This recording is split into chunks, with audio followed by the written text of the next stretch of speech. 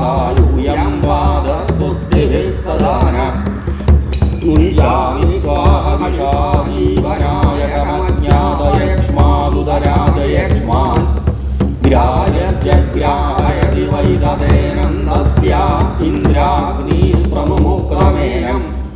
போதி வணக்கம். நான் உங்கள் ஈரோடு உதயகுமார். 2024 செப்டம்பர் மாதம் விருச்சக ராசி நண்பர்களுடைய ராசி பலனை ஒரு மாதத்திற்குண்டான பொது பலனாக கோல்சார கிரகநிலைகளை ஆய்வு செய்து இந்த செப்டம்பர் மாதத்திற்குண்டான பலனை பொது பலனாக பார்ப்போம். இந்த செப்டம்பர் மாதத்தில் 2 தமிழ் மாதங்கள் இருக்குது. ஆவணி, புரட்டாசி. இந்த 2 தமிழ் மாதங்கள் நாம் ஆங்கில தேதியை கணக்கிட்டு பொது பலனாக இந்த கோல்சார கிரகநிலைகளை ஆய்வு செய்து பலன் எடுக்கிறோம் விருச்சக ராசி நண்பர்களுக்கு. சரி, இந்த மாதத்தினுடைய கிரகநிலை எந்த இடத்துல எல்லாம் கிரகங்கள் இருக்குது அப்படின்னா 4, அதாவது விருச்சக ராசிக்கு 4ஆம் வீட்டில் சனி பகவானும் 5ல் ராகுவும் இருக்காங்க. 7ல் குரு பகவான், 8ஆம் வீட்டில் செவ்வாய், 9ஆம் வீட்டில் புதன் 4ஆம் தேதி வரைக்கும் இருப்பார். 10ஆம் வீட்டுக்கு பெயர்ச்சியாகி வந்துடுவார். சிம்மத்தில் 10ஆம் வீட்டில் சூரியன் ஆவணி மாதம் முடிகிற வரைக்கும் இருப்பார். புரட்டாசி மாதத்தில் பெயர்ச்சியாகி சூரியன் பெயர்ச்சியாகி கன்னி ராசிக்கு வந்துடுவார். புரட்டாசி மாதத்தில் முதல் தேதியிலேயே வந்துடுவார். கன்னியில் சுக்கிரன் கேது 2 பேரும் சேர்ந்து கன்னியா ராசியில் இருக்காங்க.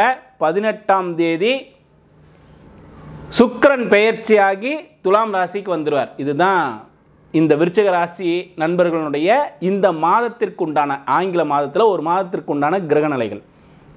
இதில் நம்ம முதல்ல எடுத்துக்கக்கூடியது பார்த்திங்கன்னா ராசிநாதன் எப்படி இருக்காருன்னு தெரியணும். உங்களுடைய ராசிக்கும் 6ஆம் வீட்டுக்கும் உண்டான கிரகம் யாருன்னா செவ்வாய்.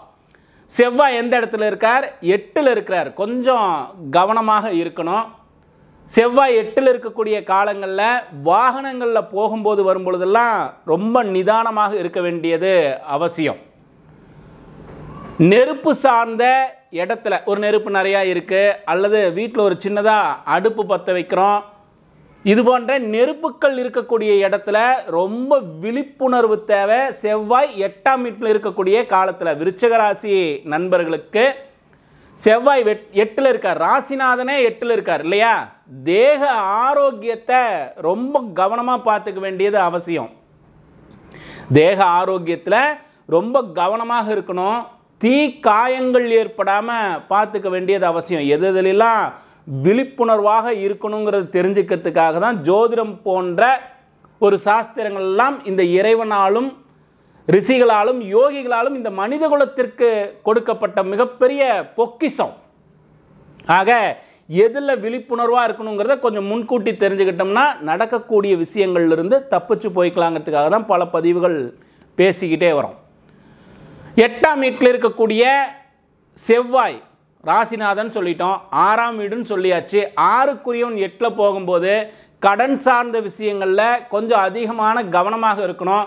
யார்கிட்டையும் தேவையில்லாத ஒரு பிரச்சனைகளை உருவாக்கிக்கிறது, சண்டைகளை வளர்த்துக்கிறதெல்லாம் இருக்கக்கூடாது. கொஞ்சம் கவனமாக இருக்கணும். ராசிநாதன் இருக்கக்கூடிய நிலை கொஞ்சம் சிறப்பாக இல்லை. இருந்தாலும் 7ஆம் வீட்டில் இருக்கக்கூடிய குரு உங்களுடைய ராசியை சமசப்தமமாக 7ஆம் பார்வையாக பார்க்கிறார். இது ஒரு வகையில் நன்மையான பலனும் கூட. ஏன்னா ராசிநாதன் சரியா இல்லை, ஆனால் ராசியை குரு பார்த்துட்டார்னா ஏற்படக்கூடிய பாதிப்புகள் பெரிய அளவில் இருக்காது. முதல்ல இந்த விஷயம் நமக்கு தெளிவாயிடுச்சு அப்படின்னாவே ஓகே, நம்ம பெரிய அளவில் உடம்பை பாதிக்காது, பெரிய தொந்தரவுகள் இருக்காது. அப்படின்னாலும் எதில் விழிப்புணர்வாக இருக்கணும்? நெருப்பு, மின்சாரம், கடன் சார்ந்த விஷயங்களில் கவனமாக இருக்கணும். சின்ன சின்ன மருத்துவ செலவுகள் எல்லாம் ஏற்படக்கூடிய வாய்ப்புகள் இருக்குது. வாகனத்தில் போகும்போது நிதானமாக இருக்கணும். இந்த விஷயத்தில் கவனத்தை செலுத்த வேண்டியதும் அவசியம்தான். 8ஆம் வீட்டுக்குரிய கிரகம் 9ல் புதன் எங்கே இருக்கார்? 9ஆம் வீட்டில் இருப்பார். இந்த மாதத்தினுடைய துவக்கத்தில் 4ஆம் தேதியில் 10ஆம் வீட்டுக்கு போயிடுவார். 4ஆம் தேதி வரைக்கும் தந்தையாருடைய ஆரோக்கியத்தில் கொஞ்சம் அதிகமாக கவனத்தை செலுத்த வேண்டியது அவசியம். 8க்குரியவன் உங்களுடைய ராசிக்கு 11க்குரிய புதன் பகவான் 9ஆம் வீட்டில் இருந்தார்னா தந்தையாரனுடைய ஆரோக்கியத்தில் கொஞ்சம் கவனம் செலுத்த வேண்டியது அவசியம். 10ஆம் வீட்டுக்கு வந்துடுறார். புதன் 10ல் இருக்கிறது பொதுவான ஒரு பலனாக எடுத்துக்கிட்டோம்னா அற்புதம் தான். 10ஆம் வீட்டிற்குரிய கிரகம் 10ல் ஆட்சியும் ஆயிருப்பார். சூரியன் ஆட்சி ஆயிருக்கார் இல்லையா, ரொம்ப விசேஷம். சுய தொழில் செய்யக்கூடியவர்களுக்கெல்லாம் தொழிலில் ஒரு நல்ல அபிவிருத்தி, ஒரு நல்ல முன்னேற்றமான சூழ்நிலை, வேலையாட்களால் அனுகூலமான விஷயங்கள் எல்லாம் ஏற்படக்கூடிய அற்புதமான காலம். தொழில் சார்ந்து எடுக்கக்கூடிய முயற்சிகள் அத்தனையும் வெற்றி, அரசாங்க வகையில் ஆதாயம், பொதுமக்களிடையே நன்மதிப்பு, கௌரவ உயர்வு, பல நன்மைகள் இருக்குது. இந்த 10ஆம் வீட்டில் சூரியன் ஆட்சி ஆகிறது அவ்வளோ விசேஷம் விருச்சிக ராசி நண்பர்களுக்கு. சரி, இந்த புதன் பெயர்ச்சியாகி 10க்கு வந்துடுறார் இல்லையா. புதன் 10க்கு வந்துட்டோம்னா நம்ம என்ன நினைப்போம், புதனும் 10க்கு வந்துட்டார், இன்னும் தொழில் ஸ்தானம் சிறப்பாக தானே இருக்கணும்.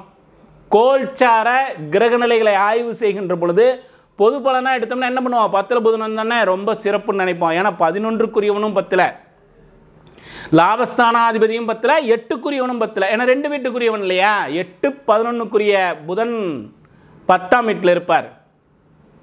11ஆம் வீட்டுக்குரிய கிரகம் 10ல் வர்றது விசேஷம்தான். 8க்குரிய கிரகமாக இருக்கிறதுனால சூரியன் பெயர்ச்சியாகி எந்த இடத்துல வந்துடுவார், புரட்டாசி மாதத்தில் கன்னிக்கு வந்துடுவார். அந்த காலகட்டங்களில் மட்டும் பாருங்கள், தொழிலில் கொஞ்சம் நிதானம் தேவை. செப்டம்பர் மாதத்திலேயே புரட்டாசி மாதம் வருது இல்லையா, சூரியன் பெயர்ச்சியாக எங்கே வந்துடுறார், கன்னிக்கு வந்தோடனே புதன் அந்த இடத்துல 10ஆம் வீட்டில் இருப்பார்.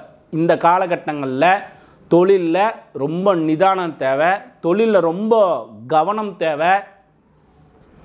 கொஞ்சம் எடுக்கக்கூடிய முயற்சிகள் எல்லாம் ஒரு முறைக்கு 2 முறை சிந்திச்சு செயல்பட வேண்டியது இருக்குது. ஏன்னா 8ஆம் வீட்டுக்குரியவன் அங்கே வரதில் கொஞ்சம் கவனத்தை எடுத்துக்க வேண்டியது ரொம்ப அவசியம்.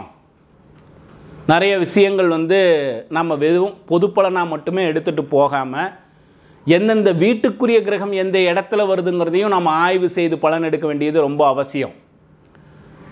அப்போ 11க்குரியவன் 10ல் இருக்கான 2 பலனும் நடக்கும். ஒரு நல்ல லாபத்தை ஏற்படுத்திக்கிட்டே இருப்பார், சின்ன சிக்கலையும் உருவாக்குவார். ஏன்னா 2 வீட்டுக்குரிய பலனும் கொடுத்தாகணும் இல்லையா. அப்போ சூரியன் அந்த வீட்டில் 10ஆம் வீட்டுக்குரிய கிரகம் 10ல் ஆட்சியாகி இருக்கக்கூடிய காலத்தில் பெரிய அளவில் பாதிப்புகளை ஏற்படுத்தாது. பெயர்ச்சியாகி 11க்கு வந்துட்டார்னா 11லேயும் ஒரு நல்ல லாபஸ்தானத்தையும் ஒரு நல்ல கௌரவம், உயர்வு, செல்வாக்கு, அந்தஸ்து எல்லாம் ஏற்படுத்தக்கூடிய அமைப்பு தான். இருந்தாலும் சற்று கவனமாக இருக்க வேண்டியதும் அவசியம்னு சொல்கிறோம். இந்த சுக்கிரன் கேது 2மே ஒரு இடத்துல தான் இருப்பாங்க. ராசிக்கு 11ல் சுக்கிரன் கேதுனுடைய இணைவு நிறைய பதிவுகள் நாம் பேசிக்கிட்டே வரோம். இதில் இந்த சுக்கிரன் கேதுனுடைய இணைவு, சுக்கிரன் இந்த இடத்துல நீச்சமாகிறாருங்கிறத கொஞ்சம் கவனிக்கணும். உங்களுடைய ராசிக்கு 12ஆம் வீட்டுக்குரியவன், அதே போல் 7ஆம் வீட்டுக்குரியவன் சுக்கிரன். விருச்சிக ராசிக்கு 7, 12க்குரியவன் சுக்கிரன் 11ல் போய் நீச்சமாகிறார். 12ஆம் வீட்டுக்குரிய கிரகம் நீச்சமாகிறதுனால நம்ம பெருசாக பாதிப்புக்கெல்லாம் யோசிக்க மாட்டோம். இருந்தாலும் 7ஆம் வீட்டுக்குரிய கிரகம் இல்லையா சுக்கிரன், அவன் போய் நீச்சமானானா மனைவியை சொல்லக்கூடிய ஸ்தானம் 7ஆம் வீடு. மனைவிக்கு ஏதாவது உடல் உபாதைகளோ சின்ன மருத்துவ செலவுகளையோ ஏற்படுத்துறதுக்கு வாய்ப்புகள் உண்டு. நீச்சமாக இருக்கக்கூடிய காலத்தில் பெண் நண்பர்களால் தேவையில்லாத சில சிக்கல்களை ஏற்படுத்திக்கக்கூடிய சூழ்நிலை இருக்குது. இது வயதுக்கு தகுந்த மாதிரி இந்த விஷயத்தை நம்ம எடுத்துக்க வேண்டியது ரொம்ப அவசியம். ஜனனகால ஜாதகத்தில் திசாபுத்தி நல்லா இருந்தது, ஜாதக பலன் ரொம்ப நல்லா இருக்குதுன்னா பெரிய அளவில் பாதிப்புகளை ஏற்படுத்தாது. இருந்தாலும் சுக்கிரன் விருச்சிக ராசி நண்பர்களுக்கு இப்போ நீச்சமாக இருக்கக்கூடிய காலத்தில் நண்பர்களால் தேவையில்லாத ஏதாவது ஒரு சின்ன சிக்கலையோ, மனைவிக்கு உடல் உபாதைகளை கொடுக்கவோ, பெண் நண்பர்களால் தேவையில்லாத பிரச்சனைகளையோ ஏற்படுத்துறதுக்கு வாய்ப்புகள் உண்டு. கொஞ்சம் கவனமாக இருக்க வேண்டியது அவசியம். கூட்டு தொழில் செய்கிறோம், கூட்டு முயற்சிகள் செய்கிறோம், புதிய விஷயங்களுக்காக தொழிலுக்காக ஒரு முயற்சிகள் செய்கிறதெல்லாம் இந்த சுக்கிரன் நீச்சமாக இருக்கக்கூடிய காலத்தில் பெரிய அளவில் பலன் இருக்காது. 18ஆம் தேதியிலிருந்து பெயர்ச்சியாகி சுக்கிரன் ஆட்சி பலத்தில் அமர்ந்துருவார்.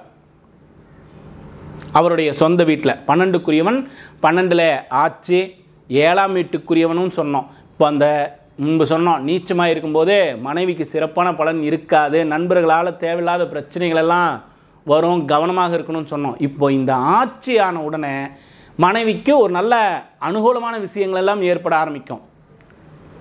அதே போல் திருமணத்திற்கு அனுகூலமான செய்திகள் எல்லாம் ஏற்படக்கூடிய காலமாக அமைஞ்சிடும். நண்பர்கள் கூடி ஒரு விஷயத்தை முடிவெடுக்கிறோம், புதிய தொழில் முயற்சிகள் எல்லாம் அனுகூலமாக ஆரம்பிச்சிடும். அப்போது நீச்சமாக இருக்கக்கூடிய காலத்தில் ஏற்பட்ட பாதிப்புகள் எல்லாம் இந்த சுக்கிரன் ஆட்சி ஆன உடனே ஒரு மாற்றத்தை ஏற்படுத்தும். சின்ன சின்ன விரயங்களை கொடுக்கறது அப்படின்னு சொன்னாலும், 12ஆம் வீட்டில் ஆட்சியாகி விரயங்கள் ஏற்படுத்தினாலும் நல்ல ஆபரண சேர்க்கையோ, ஒரு புதிய வாகனங்கள் வாங்குறதோ, ஒரு கார் வாங்கிறது, ஆபரணம் வாங்குறதெல்லாம் இது போன்ற நல்ல விஷயங்களுக்காக சில விரயங்கள் செய்யக்கூடிய சூழ்நிலையும் அமையும். பொதுவாக நீச்சமாக இருக்கக்கூடிய சுக்கிரன் ஆட்சிக்கு வந்தோடனே இன்னும் நற்பலன்களை கொடுக்கும் விருச்சிக ராசி நண்பர்களுக்கு. 5ல் ராகு, புத்திரஸ்தானம், பூர்வீகம் சம்பந்தப்பட்ட விஷயத்திலெல்லாம் கொஞ்சம் நிதானம் தேவை. 11ல் குருவினுடைய பார்வை இருக்குது, விசேஷம்தான். இந்த மாதம் தொழிலுக்கும் லாபத்துக்கும் விசேஷம். கொஞ்சம் கவனம் செலுத்த வேண்டியதும் இருக்கும் தொழிலில். தேக ஆரோக்கியத்தில் கவனத்தை செலுத்துங்க. ஏன்னா 4ஆம் வீட்டில் இருக்கக்கூடிய சனி பகவான் 3, 4க்குரிய சனி பகவான் வக்ர நிலையில் இருக்கிறார் இந்த மாதத்தில். அதையும் கொஞ்சம் குறிப்பெடுத்துக்கணும் இல்லையா? வக்ரத்தில் இருக்கக்கூடிய சனி பகவான் நம்மளுடைய சுகஸ்தானம்னு சொல்லக்கூடிய 4ஆம் வீட்டுக்குரிய கிரகம், 3ஆம் வீட்டுக்குரிய கிரகம் சனி பகவான். இவங்க போய் வக்ரமாக இருக்கும்போது கூட பிறந்தாங்க இல்லையா, இவங்கள்ட்ட எல்லாம் நம்ம கொஞ்சம் ரொம்ப நிதானமாகவும் இருக்கணும். அவங்களுக்கு எதை செய்தாலும் ஒரு மனம் நிறைவில்லாத மாதிரி இருக்கும், மனசு ஒரு நிறைவில்லை. அதே போல் தாயாரனுடைய ஆரோக்கியத்தில் கொஞ்சம் கவனத்தை செலுத்தணும். வாகனங்கள் புதிதாக வாங்கக்கூடிய எண்ணங்கள் எல்லாம் உருவாகும். பழைய வாகனங்கள் தேவையில்லாத சில செலவுகளையும் விரயங்களையும் ஏற்படுத்துறதுக்கு வாய்ப்புகள் உண்டு.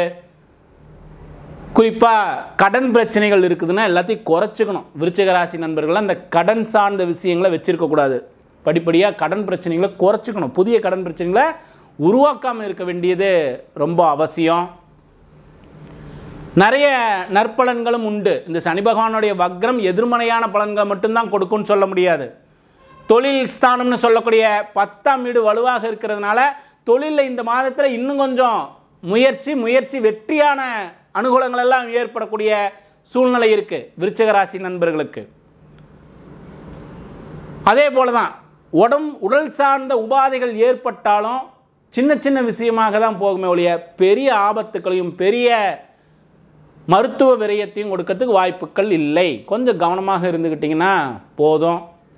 நிறைய நற்பலன்களும் இந்த மாதத்தில் இருக்குது. தேகம் சார்ந்த விஷயத்துலையும் கடன் சார்ந்த விஷயத்திலே மட்டும் கொஞ்சம் கவனம் செலுத்த வேண்டியது அவசியம் விருச்சிக ராசி நண்பர்கள் இந்த செப்டம்பர் மாதத்தில். சரி, நாம் ஒரு மாதத்திற்கு உண்டான கிரக நிலைகளை ஆய்வு செய்து பொது பலனாக சொல்கிறோம். ஜாதகத்தையும் எடுத்துக்கிட்டு அந்த பலனையும் மேட்ச் பண்ணி எடுக்க வேண்டியது ரொம்ப அவசியம்.